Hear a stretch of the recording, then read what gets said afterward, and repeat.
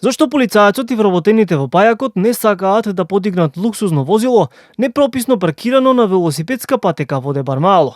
И 2 недели по настанот кој беше објавен на социјалните мрежи, МВР се уште истражува. Еве ги, нека да го земат, зашто е на джандар. 4 сата седи тука, ништо не правите. Пиши му казна пиши му.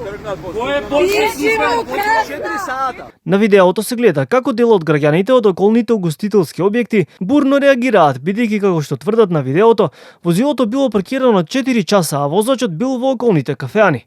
Откако конечно пајакот пристигнува, полицајецот одбива да даде налог возилото да се подигне, со образложение дека автомобилот бил службен.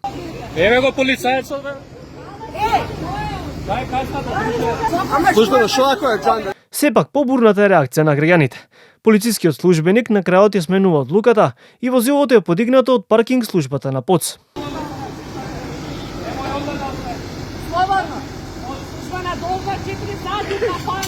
Конкретниот настан се случил на 22 март 2025 година.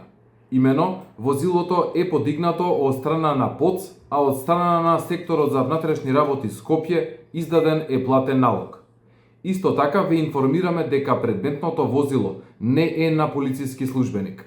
Во врска со постапувањето пак на полициските службеници при подигнувањето на возилото, веќе постапува внатрешната контрола при МВР. Од општина Центар е поздравија реакцијата на граѓаните, затоа што според нив не дозволива селективноста при изрекување на казни за сообраќајни прекршоци.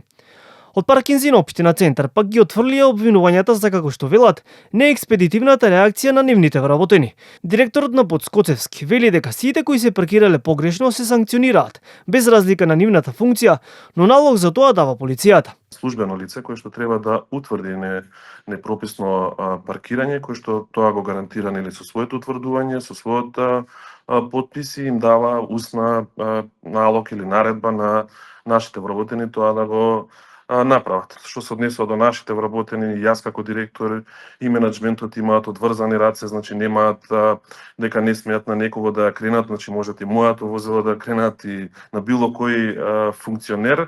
Паркирани возила на велосипедски патеки или тротоари се секојдневија во Скопје. Од МВР велат дека пишуваат казни, но граѓаните сведочат дека често е праксата пајаците наместо да ги отстрануваат нив, да подигаат возила кои се прописно паркирани само поради тоа што возачите не испратиле или испратиле погрешна порака за наплата.